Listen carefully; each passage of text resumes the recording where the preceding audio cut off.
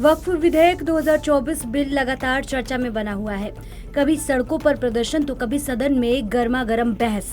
लेकिन असली सवाल ये है कि इस नए बिल में पुराने कानून से क्या बदलाव किए गए हैं। वक्फ बोर्ड में अब गैर मुस्लिम सदस्य होंगे शामिल। सरकारी संपत्ति को वक्फ घोषित करने की प्रक्रिया खत्म।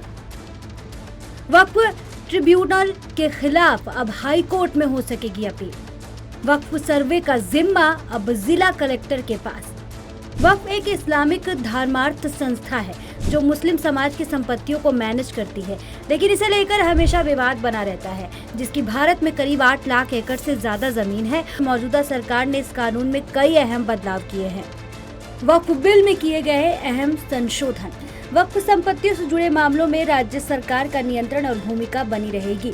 कोई संपत्ति वक्फ की है या नहीं, इसका निर्धारण करने के लिए राज्य सरकार कलेक्टर रैंक से ऊपर के अधिकारी को नियुक्त कर सकती है। मस्जिदों, दरगाहों या अन्य मुस्लिम धार्मिक स्थलों के दावों पर अंग्रेजों के शासनकाल में दिए गए सुझावों को अब मान्यता नहीं मिलेगी।